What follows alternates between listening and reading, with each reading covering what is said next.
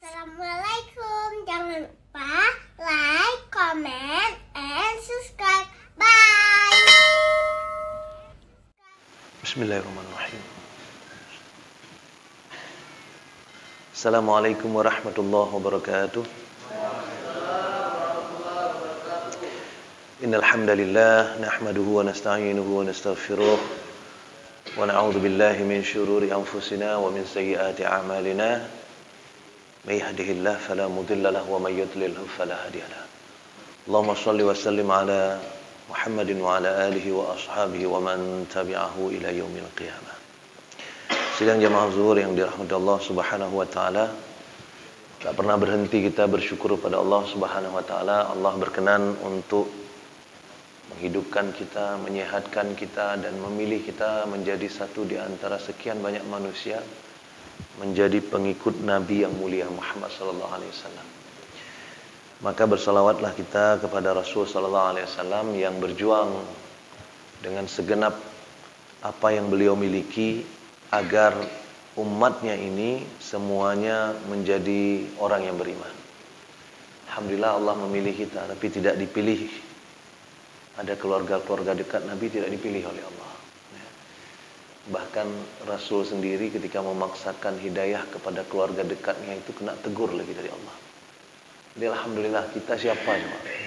Kita siapa dipilih oleh Allah untuk menjadi pengikut Rasul sallallahu alaihi wasallam.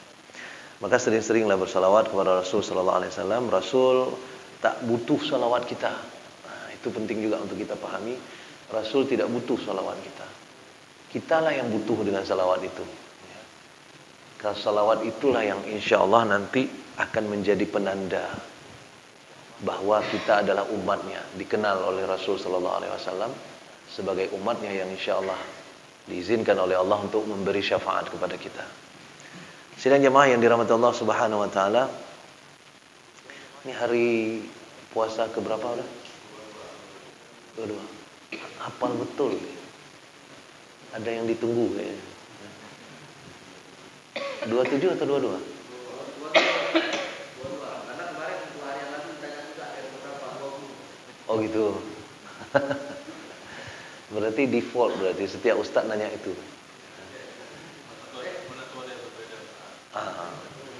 Mau ngetes saja mungkin beda ya. Ada yang 3 hari lebih awal kan? Masya Allah. Jadi Bapak Ibu yang dirahmati Allah Subhanahu wa taala, cepat sekali waktu rasanya berlalu ya. Perasaan kan baru kita start kemarin berpuasa pertama. Ini tiba-tiba saja sudah 22. Alhamdulillah kita di dalam bulan Ramadan ini pengaruhnya besar sekali. Banyak sekali pengaruh-pengaruh baik. Itulah yang dimaksud oleh hadis dengan diikatnya syaitan. Dan di dalam itu disebutkan syayatin, artinya setan-setan. Ya, jamaah di situ. Jadi diikat setan-setan artinya apa? Kemungkinan kita untuk melakukan dosa, kemaksiatan dan sebagainya dibatasi di situ. Jadi bukan jin yang diikat, setan. Jin dengan setan itu beda. Hantu lebih beda lagi. Ya. Hantu itu hanya ada dalam kepala kita. Kadang kapan-kapan kita harus kasih tahu juga nih apa beda jin, setan dengan hantu dengan iblis. Nah, satu lagi ya. Iblis dan jin itu satu golongan. Iblis dari golongan jin. Kana minal jin kata Allah. Iblis itu dari golongan jin.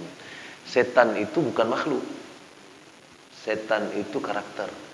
Itu sebabnya tidak ada di dalam Al-Quran setan akan masuk neraka. Di dalam Al-Quran ayat-ayat tentang masuk neraka selalu jinnati wan nas. Ya, selalu jin dan manusia. Setan nggak masuk neraka. Ya. Yang masuk neraka tetap jin dan manusia. Kenapa? Karena setan itu karakter, sifat. Siapa saja yang bisa jadi setan termasuk manusia. Karena setan itu minal jinnati wan nas. Alladzi yuwaswisu fi sudurin nas, itulah setan yang membisikkan kejahatan ke dalam dada-dada manusia. Minal jinnati wan nas, dari jin dan manusia. Itu setan. Sementara kalau hantu, nah, apa itu hantu, Pak? Apa itu hantu? Hantu film-film. Hantu bayangan menyeramkan. Hantu itu sebenarnya ada di kepala kita. Pada dasarnya hantu itu kalaupun ada nampak 1-2 itu adalah jin yang iseng, yang menampakkan diri sesuai dengan apa yang kita mau. Kalau kita takut pocong, poconglah. Ya. Jadi hantu itu sebenarnya kita ngomong-ngomong sama orang, aku takut kali sama pocong. Nah, didengar sama jin sini, dicatat sama dia. Ya. Si A pocong. Ya. Besok-besok poconglah yang nampak sama dia. Makanya apa yang kita takuti biasanya nampak itu. Itu juga sebabnya hantu Amerika dengan hantu Indonesia beda. Ya kan? Hantu di Amerika gimana? Pakai jas, pakai topi, pakai tongkat, vampir. Ya kan? Vampir. Sementara kalau hantu Amerika itu datang ke Aceh, kita tegur barangkali kan, "Hello mister, how are you?" Sementara hantu di Indonesia, pocong, suster ngesot, kuntilanak, ya. Heran saya kadang-kadang suster ngesot itu ditakuti oleh banyak orang. Padahal udah jelas dia. Jangankan mukul, jalan aja susah, ngesot, ya kan?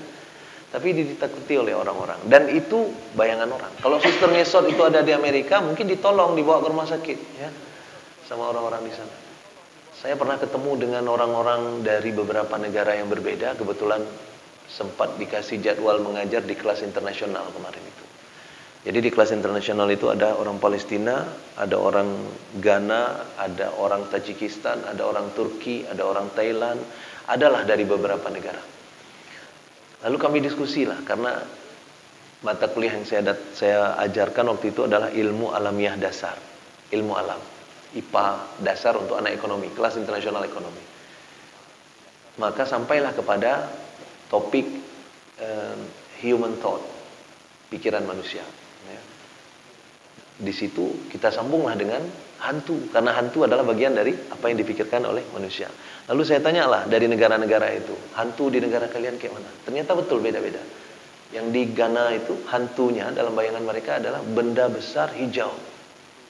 Saya bilang kalau di Indonesia itu pohon, ya, benda besar hijau. Mereka takut kali dengan benda besar dan hijau. Baru saya paham kenapa Hulk itu warnanya hijau. Ya, mungkin itu yang buat ceritanya itu orang Afrika. Jadi sidang jamaah yang dirahmati Allah Subhanahu wa taala, kita adalah makhluk yang lain, manusia. Dan di antara makhluk-makhluk yang Allah ciptakan di atas muka bumi, sebenarnya manusia dan jin yang diberi oleh Allah agak sedikit leluasa untuk menentukan arah perjalanannya. Karena kita tidak bicara jin, kita fokus saja kepada manusia. Maka manusia itu kata Allah, "Faman syaa'a falyu'min wa man syaa'a falyakfur." Siapa yang mau beriman silakan, siapa yang mau sesat silakan. Nah, jadi siapa yang mau jadi setan silakan, siapa yang mau menghindar dari setan silakan, kata Allah Subhanahu wa taala. Dan ayat-ayat yang seperti itu banyak di dalam Al-Qur'an. Itu sebabnya cuma manusia, nah kita nggak bicarakan jin, cuma manusia yang bisa dipengaruhi oleh lingkungan. Manusia kita taruh di satu lingkungan, maka dia akan dipengaruhi oleh lingkungan itu. Kalau gajah, harimau, monyet, dia tidak akan dipengaruhi banyak oleh lingkungan. Dia default dia.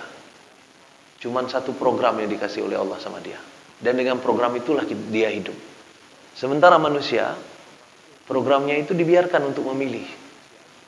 Itu sebabnya, dalam rangka memilih itu, maka akan ada hal-hal yang mempengaruhi kita untuk memilih. Ada inspirasi tertentu yang kita lihat. Setiap saat kita datang ke tempat tertentu, kita akan terinspirasi oleh itu. Apakah inspirasi itu buruk atau inspirasi itu baik? Maka dalam Al-Quran itu disebut dengan fa'alhamaha fujuraha wa taqwaha. Maka diilhamkanlah kepada mereka jalan kefujuran dan jalan ketakwaan. Kita lihat sesuatu, bisa jadi itu menginspirasi kita.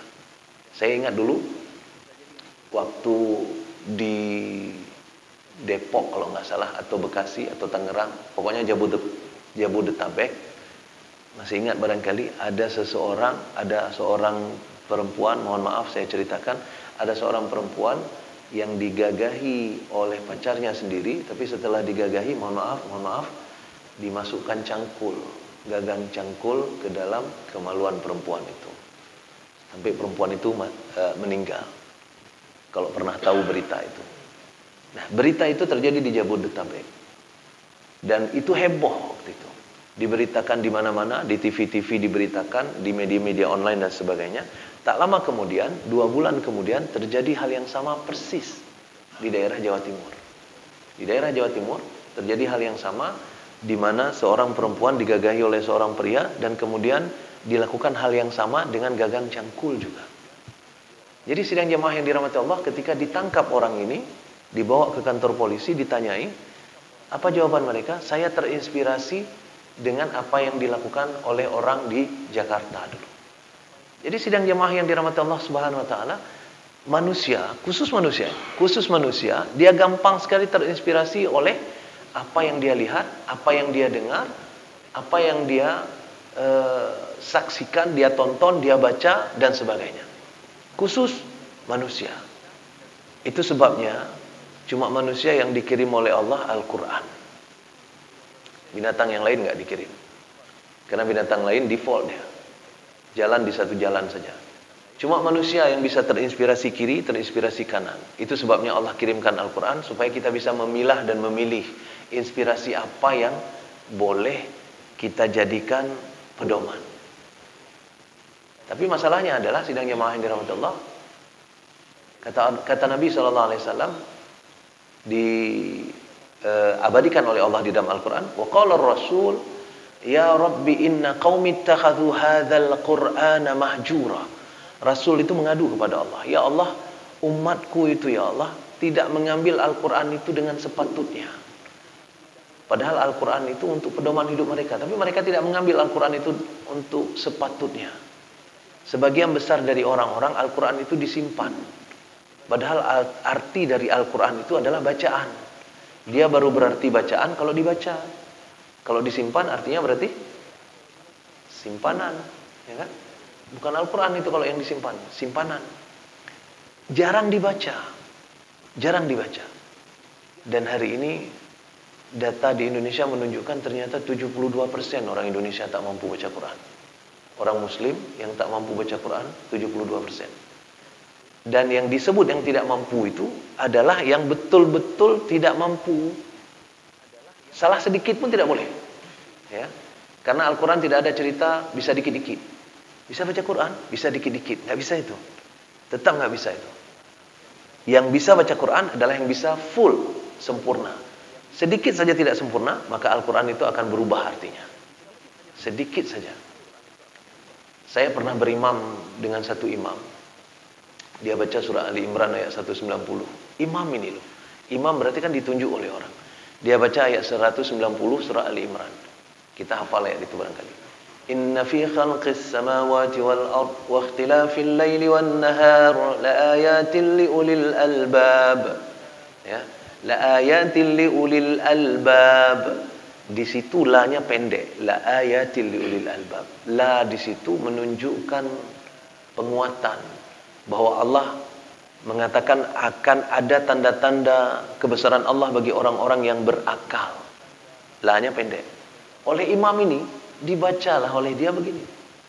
Inna fi khalqis samawati wal ard wa ikhtilafil laili wan nahar la ayatin li ulil albab.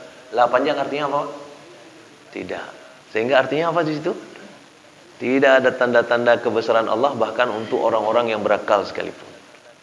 Jadi kacau sekali artinya. Padahal cuma satu saja. Satu saja beda, langsung beda semuanya. Jadi sidang jamaah yang dirahmati Allah Subhanahu wa taala, baru kita mampu memilih mana fujuraha, mana taqwaha kalau seandainya kita bisa membaca pedomannya. Binatang-binatang, batu, tumbuhan, angin, semuanya yang lain, mereka selalu berada di jalan yang benar. Mereka selalu berada di jalan taqwaha. Itu sebabnya setan sama sekali tidak menarik untuk menggoda kambing. Setan tidak menarik dia untuk menggoda seekor kambing. Kenapa? Karena digoda pun kambing itu tetap jadi kambing. Tidak akan kambing itu berubah menjadi sesuatu yang berbeda. Sementara manusia ada yang jadi keledai, ada yang jadi kera, Allah ada yang mengutuk mereka jadi babi. Itu manusia. Jadi sidang jamaah yang dirahmati Allah Subhanahu wa taala, cuma manusia yang seperti itu. Kenapa? Manusia punya kesempatan untuk memilih. Punya kesempatan untuk memilih. Nah, di dalam hidup tidak mungkin kita terlalu suci untuk selalu berada di takwa. Takwa tak mungkin. Pasti kita akan sekali-sekali berada ke fujurah. Pasti itu. Dan kata Nabi SAW, kata Nabi, kullu bani Adam khata'. Setiap anak cucu Adam itu pasti akan bergerak ke arah fujur, berdosa dia. Wa khairul khutta'in at-tawwabun. Tapi sebaik-baik yang berdosa itu adalah yang kembali lagi ke jalan yang seharusnya. Nah, sidang jemaah yang dirahmati Allah Subhanahu wa taala. Inilah konteks utama yang sebenarnya kita coba di bulan Ramadan. Di bulan Ramadan ini hampir semua yang kita lihat, yang kita dengar, yang kita saksikan itu seperti didesain sedemikian rupa untuk mengarahkan kita kepada satu arah, takwa. Acara-acara TV pun dibuat sedemikian rupa bunyinya Islam. Sampai main bola saja, tiba-tiba terdengar azan di kandang Chelsea kemarin itu ya, di Stamford Bridge itu terdengar azan. Mereka buka puasa bersama dan sholat di dalam stadion. Hanya di bulan Ramadan. Di bulan yang lain tidak pernah kejadian. Jadi sidang jemaah yang dirahmati Allah, ini konteks yang sebenarnya didesain oleh Allah untuk membuat semua orang akan sulit untuk keluar dari jalur takwa. Itu sebabnya kata Nabi, kalau seandainya bulan Ramadan kita nggak balik ke jalan takwa, orang ini celaka sekali. Karena kalau bulan Ramadan nggak balik, kapan lagi kita mau balik? Kalau bulan Ramadan kita nggak balik, kapan lagi kita bisa balik? Jemaah yang dirahmati Allah, ketika kita kembali kepada Allah, ada dua hal yang penting untuk kita ingat. Yang pertama adalah kita yang kembali, kemudian yang kedua, Allah yang juga menerima kita. Ketika Adam alaihissalam berbuat dosa besar, apa yang dilakukan oleh Adam alaihissalam? Adam alaihissalam memakan buah terlarang. Adam dan Hawa disuruh oleh Allah untuk menenangkan diri dulu di dalam surga. Qulna bunyinya gimana? Wa qulna ya Adam uskun anta wa zawjukal jannah. Wahai Adam, tinggal dulu kalian sebentar menenangkan diri di dalam surga. Wa kula minha ragadan haitsu syi'tuma. Makan apa saja yang ada di dalamnya. Wala taqraba hadhihi syajarata fatakuna minadh zalimin. Jangan dekat-dekat pohon ini, kamu akan zalim kalau memakan pohon ini. Tapi kemudian apa yang terjadi? Datang setan kemudian memberi ide kepada Adam. Apa idenya? Ya Adam, hai Adam, hal adulluka ala syajaratil khuldi wa mulkin la yabla. Hai Adam, maukah engkau aku tunjukkan pohon kekekalan dan kekuasaan yang tidak ada habis-habisnya? Maka pohon itulah dia. Singkat cerita, Adam memakan pohon itu, memakan buah pohon itu, Hawa memakan buah pohon itu, dan keduanya kemudian terusir dari surga. Ketika terusir dari surga, maka apa yang terjadi? Yang terjadi adalah Adam menyesal, Hawa menyesal, iblis tidak menyesal. Tiga-tiganya diusir dari surga, iblis tidak menyesal, Adam dan Hawa menyesal. Adam dan Hawa ingin taubat, karena ingin taubat, tapi nggak tahu apa yang mereka harus lakukan. Maka akhirnya fatalaqqa Adamu min rabbih kalimatin fataba alaihi. Innahu huwat tawwabur rahim. Kalau kita baca ayat ini dengan seksama, apa bunyinya? Pertama kata Allah, fatalaqqa Adamu min rabbih kalimah. Allah mengajarkan Adam satu kalimat. Kalimat apa? Kalimat pengakuan bahwa aku baru saja melakukan kesalahan. Ada yang hafal doa Nabi Adam? Ya, kalimat pengakuannya itu. Rabbana zalamna anfusana. Ya Allah, kami mengaku kami zalim. Rabbana zalamna anfusana wa illam taghfir lana, jika engkau tidak mengampuni Allah, wa tarhamna, dan menyayangi lagi kami ya Allah, lanakunanna minal khasirin. Sungguh kami menjadi orang yang sangat rugi. Sampai di sini Allah yang ajarkan itu kata-kata itu. Allah kirim kata-kata itu, kalimat itu pada malaikat, sehingga Adam mengetahui apa yang harus dilakukan. Karena dalam beberapa riwayat disebutkan puluhan tahun Adam terluntang-lantung, tidak tahu apa yang harus diperbuat. Adam menyesal, tapi nggak tahu apa yang harus dikatakan, apa yang harus dilakukan. Maka datanglah tadi, fatalaqqa Adamu min rabbih kalimah. Datanglah kalimat kepada Adam untuk diucapkan. Itulah kalimatnya tadi. Fataba alaih. Fataba alaih Ini siapa? Siapa fataba alaih? Fataba alaih Allah ini. Jadi ada satu kata taba, itu artinya kembali. Taba yatubu, itu artinya kembali. Sama seperti raja'a yarja'u, pulang artinya kembali. Di ayat ini ketika Allah mengatakan fataba alaih, Allah itu bukan Adam.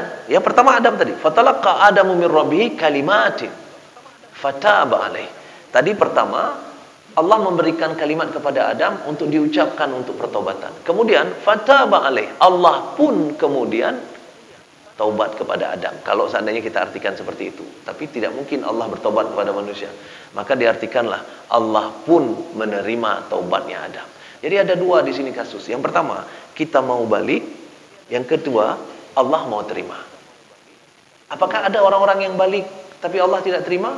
Ada. Innal ladzina kafaru, di surat Muhammad, gimana bunyinya? Innal ladzina kafaru wasaddu an sabilillah. Sebentar, saya cek bunyinya. Di surat Muhammad ada orang yang tidak diampuni dosanya oleh Allah karena sebuah pekerjaan yang dia lakukan. Apa bunyinya? Innal ladzina kafaru wasaddu an sabilillah thumma matu wa hum kuffar. Kata Allah, fala yaghfirallahu lahum. Orang-orang kafir, kata Allah, innal ladzina kafaru wasaddu an sabilillah. Orang-orang kafir dan mereka itu mendakwahkan kepada orang lain untuk tidak berada di jalan Allah, menghalangi orang dari jalan Allah. Maka apa yang terjadi? Innal ladzina kafaru wasaddu an sabilillah thumma matu. Kemudian mereka mati dalam keadaan seperti itu. Thumma matu wa hum kuffar, dalam keadaan kafir. Kata Allah, fala yaghfirallahu lahum. Mereka tidak diampuni oleh Allah dosa-dosanya. Jadi sidang jamaah yang dirahmati Allah Subhanahu wa taala, ada yang taubatnya tidak diterima, ada yang orangnya tidak diampuni. Fir'aun itu termasuk berencana bertaubat ketika nyawanya sudah sampai di kerongkongan. Tapi kemudian Allah tidak terima lagi karena sudah sampai kepada ujung. Nah, sidang jamaah yang dirahmati Allah, siapa yang bisa paham bahwa kita tidak akan mati sekarang nih? Dengan kesempatan taubat yang Allah berikan kepada kita yang tidak kita gunakan. Itu sebabnya, karena tadi konsepnya adalah kullu bani Adam khata, setiap anak cucu Adam pasti punya dosa, dan sebaik-baik orang yang berdosa adalah yang kembali bertaubat kepada Allah Subhanahu wa taala. Maka sampai nabi sekalipun adalah ahlut taubat. Nabi sekalipun adalah orang yang selalu berusaha untuk kembali kepada Allah. Taubat, taubat. Tiap hari nabi, semua nabi itu ada kalimat taubatnya masing-masing. Kita diajarkan oleh Nabi untuk beristighfar. Nabi beristighfar dalam satu hari 70 sampai 100 kali. Nabi yang maksum, tidak ada dosanya, dosa-dosanya diampuni oleh Allah Subhanahu wa taala. Tapi ternyata Nabi itu pun itu beristighfar kepada Allah satu hari 70 sampai 100 kali. Sidang jamaah yang dirahmati Allah Subhanahu wa taala, ketika Allah mencintai seseorang hamba, maka hal pertama yang Allah akan berikan adalah pengampunan ini.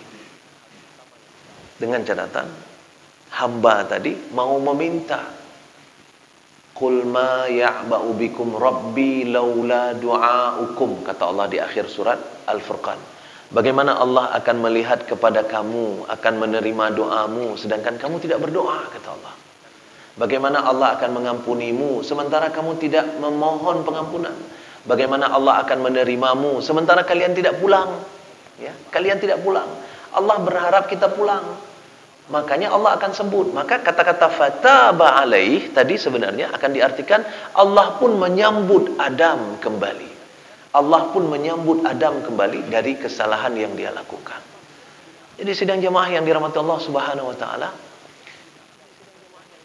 taubat itu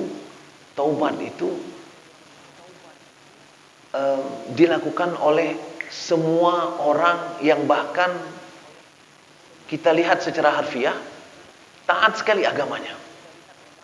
Makanya tidak ada satu orang pun di antara kita yang tidak melakukan pertaubatan bahkan setelah melakukan sebuah ibadah. Setelah sholat tadi, setelah sholat kita langsung astagfirullah. Apa salah kita coba?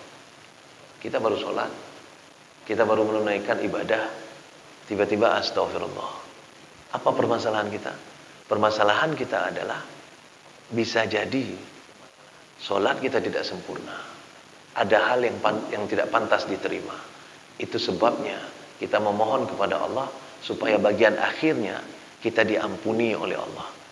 Maka usaha yang kita lakukan dengan ibadah itu, kalau dalam surah Al-Baqarah disebut sami'na wa ata'na, kita dengar apa yang disuruh, kemudian kita lakukan apa yang disuruh, tapi kemudian apa ujungnya? Ghufranaka. Bagian akhirnya adalah kita tetap mohon ampun kepada Allah. Kenapa? Kita yakin apapun yang kita coba untuk memenuhi apa yang Allah suruh, tak akan mampu kita penuhi dengan benar. Selalu saja ada kesalahan, selalu saja ada ketidaksempurnaan. Itu sebabnya bagian akhir selalu taubat. Taubat yang terbaik, kalimat taubat terbaik adalah astaghfirullah. Ya, beristighfar kepada Allah Subhanahu wa taala. Maka bahkan di dalam bulan Ramadan pun ketika ada satu malam khusus yang sebenarnya kita bisa berdoa macam-macam, yang diajarkan oleh Nabi, doa pada malam hari itu juga doa pertaubatan. Apa doanya? Allahumma innaka afuwwun tuhibbul afwa fa'fu anni. Ya Allah, Tuhan yang menyukai pemaafan, Maha Pemaaf, menyukai memberi maaf, maafkan aku ya Allah. Kita mengaku kepada Allah. Dan agama kita alhamdulillah tidak perlu mengaku kepada orang. Ada agama yang nanti imamnya itu ada di dalam. Ya, imamnya ada di dalam, buka jendela kecil, kemudian orang akan datang mengaku kepada imam. Aku kemarin begini. Imamnya kemudian mengatakan ya. Kemudian imamnya akan memberi surat. Surat sudah diampuni dosa-dosanya karena sudah mengakui. Kemudian diteken, diberikan kepada mereka. Dan dengan surat itu orang ini sudah terampuni dosanya. Agama kita tidak ada begini. Bahkan agama mereka pun akhirnya muncul protes terhadap yang demikian. Maka muncullah Protestan, ya. Muncul protes terhadap surat pengampunan tadi. Nah, sidang jemaah yang dirahmati Allah Subhanahu wa taala, kita tidak diminta oleh Allah untuk curhat kepada orang-orang. Di luar negeri, di Amerika, di Eropa itu ada konsep yang dibuat sedemikian rupa untuk orang-orang yang sudah terlibat jauh dalam dosa, bukan dosa sebenarnya. Sebuah hal yang tidak disukai dan tidak baik untuk mereka. Misalnya alkoholik, sudah pecandu dengan alkohol, pecandu narkoba, atau seks menyimpang dan sebagainya. Apa yang mereka lakukan? Mereka akan mengumpulkan orang ini dan duduk melingkar, dan satu orang di antaranya nanti akan ada psikolog. Dan mereka nanti semuanya akan cerita satu-satu. Cerita, aku, dosaku begini. Cerita secara detail. Yang lain tak boleh ketawa, tak boleh membuli. Itu dilakukan itu. Di luar negeri itu dilakukan habis-habisan. Ya, dilakukan. Dan itu nanti akan terbuka rahasia kita kepada orang. Islam tidak menganut yang demikian. Islam bahkan melarang kita untuk menceritakan dosa yang sudah ditutupi oleh Allah. Dilarang kita untuk membuka aib-aib kita. Semua kita ada dosa. Dan kalau seandainya ada mekanisme kayak tadi, kita duduk melingkar, semua kita bercerita tentang dosa kita, mungkin nggak kita ketawa di sini, waktu keluar nanti kita ketawa, ya kan?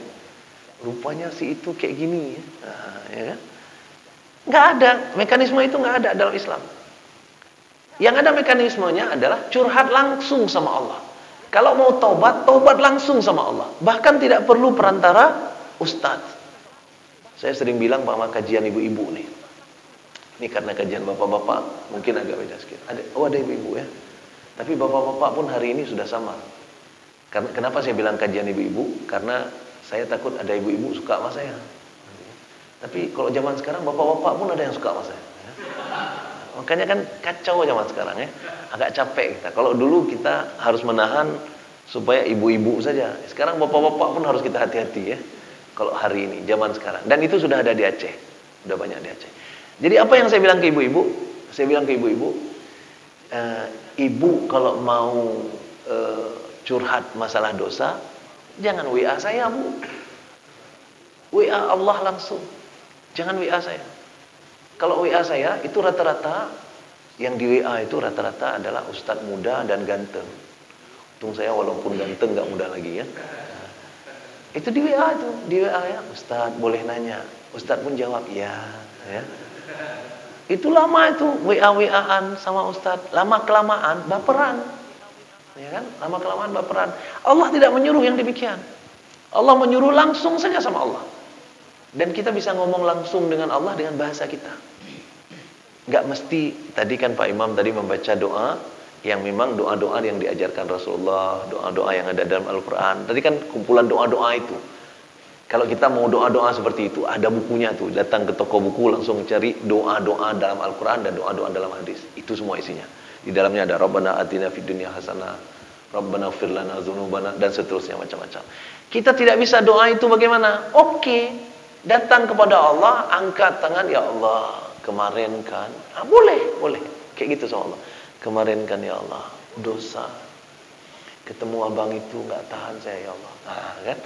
Ngomong sama Allah, langsung kayak gitu. Yang jangan adalah ada salah satu ustadz di Jakarta yang mengajari jamaahnya berdoa model begitu juga. Cuman ada itu di YouTube ya, mungkin tahu pernah lihat ya. Tapi kacau bahasanya. Apa bahasanya? Ya Allah, gimana sih Allah nih? Ya. Lu kan tahu gue miskin. Masa sih lu titip anak banyak banget? Lu gimana sih lu? Yang becus dong jadi Tuhan. Nah, itu nggak boleh itu. Itu ada tuh, ada di YouTube, ada dimunculkan itu ya. Ustadznya kalau saya sebut langsung ketahuan. Salah satu ustadz terkenal di Indonesia. Ya, tahu kan? Jangan sebut mereknya. Nah, ya. Udah, jangan santai aja. Ya. Maksudnya nanti ketahuan ya. Nah, kita jadi gibah. Tapi maksudnya adalah itu tak boleh. Itu tidak boleh. Ya, yang begitu-begitu tak boleh. Tapi kalau enggak, kita boleh saja. Ya, bahkan saya pernah mendengar cerita yang orang minta jodoh di Mekah itu dia langsung menunjukkan oke saja. Ya. Dia jomblo sudah sekian lama, umrah di Multazam dia berdoa, ya Allah, lama sekali udah jomblo ya Allah, tolong ya Allah, kasih aku jodoh ya Allah, perempuan yang bagus, yang soleha, wajahnya lumayan ya Allah. Dia merem matanya. Begitu dia terbuka matanya, ada anak Turki lewat di depan, cantik, langsung dia kayak gitu ya Allah. Boleh, betul boleh, ya, boleh, nggak ada masalah. Kita boleh melakukan yang seperti itu. Artinya apa? Curhat sama Allah, ya. Datang sama Allah di tengah-tengah malam, curhat sama Allah, kembali kepada Allah. Allah beda dengan manusia. Kalau manusia sekali kita datang ke rumahnya untuk meminta, mungkin dia masih agak senang, masih senyum. 2 kali kita datang meminta, udah agak beda. 3 kali nggak dibuka pintu kita, ya kan? Tapi kalau Allah sendiri yang menyuruh kita untuk berdoa. Allah sendiri. Kata Allah, wa idza sa'alaka ibadi anni, jika Muhammad umatmu bertanya tentangku, fa inni qarib. Kasih tahu mereka bahwa aku dekat. Apa makna fa inni qarib? Allah ingin menyampaikan kepada kita, kamu tidak perlu WA ustaz. Kamu tidak perlu datang kepada seseorang untuk bicarakan itu kepada dia dan dia yang harus sampaikan kepada Tuhan. Tidak. Fa inni qarib, kata Allah. Aku itu dekat, kata Allah. Karena aku dekat, enggak usah ngomong sama orang, ngomong langsung saja, kata Allah. Fa inni qarib. Ujibu da'watad da'i idza da'an. Maka apapun yang kalian minta akan aku penuhi, kata Allah. Cuma falyastajibuli, ini syaratnya. Penuhi juga aku. Ini syarat dan ketentuan berlaku. Jadi ini sebenarnya fungsinya kalau matematika linier nih. Ya, linier. Ada X dan ada Y. Y itu apa? Y itu dikabulkan doa. X itu apa? X itu kita kabulkan permintaan Allah. Makin bagus kita kabulkan permintaan Allah, makin cepat Allah kabulkan doa kita.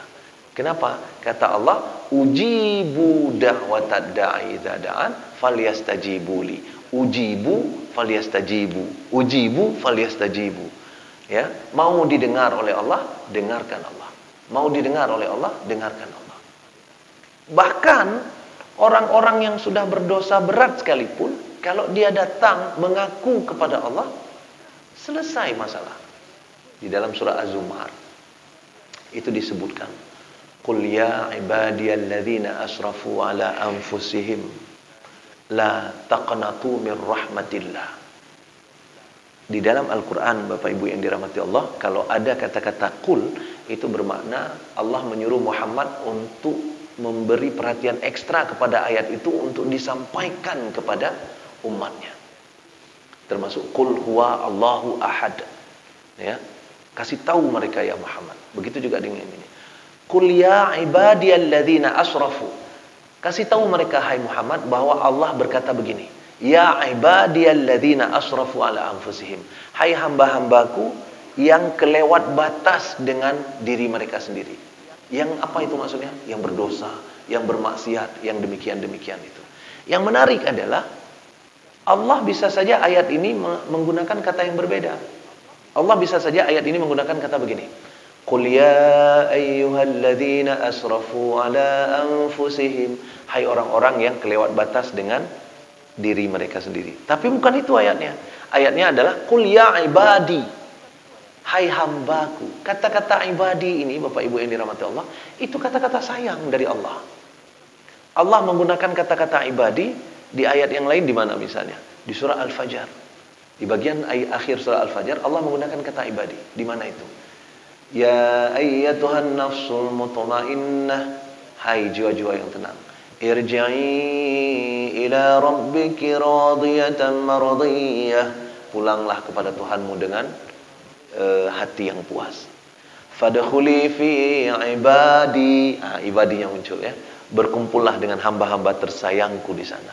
Wadkhuli jannati. Mereka akan dikirim ke dalam surga. Jadi siapa yang disebut ibadi oleh Allah? Itu yang disayang. Kalau seorang orang tua itu kalau udah manggil kepada anaknya, anakku, itu beda dengan dipanggil nama. Edi, kan beda. Ya. Muhammad SAW tidak pernah oleh Allah dipanggil nama. Selalu dipanggil oleh Allah dengan kata-kata ya ayyatuhan nabi, ya ayyuhan nabi, ya ibadi. Dipanggil kalimat-kalimat sayang seperti itu. Ya, hai nabiku, hai umatku, hai hambaku. Tidak pernah dipanggil nama. Tapi coba lihat dengan nabi-nabi yang lain. Misalnya wa qulna ya Adam. Ya kan? Allah memanggil langsung ketika kami berkata kepada Adam. Tapi Muhammad tidak pernah. Ya Muhammad, tidak pernah. Ya, tidak pernah. Ada ayat yang langsung untuk Nabi Muhammad SAW, At-Tahrim ayat pertama itu. Ya ayuhan nabi lima tuharrimu ma ahallallahu lak. Bukan itu ayatnya, lebih cocok. Al-Ahzab. Ya ayuhan nabi qul li azwajika wa banatika wa banatil mu'minin, dan seterusnya. Ya, itu ayat tentang jilbab. Hai nabi, kasih tahu istri-istrimu, kasih tahu anak-anak perempuanmu, dan seterusnya. Jadi Allah langsung memanggil nabi. Jadi sidang jemaah yang dirahmati Allah, ketika Allah menggunakan kata ibadi di sini, ini kata kasih sayang ini. Kata kasih sayang.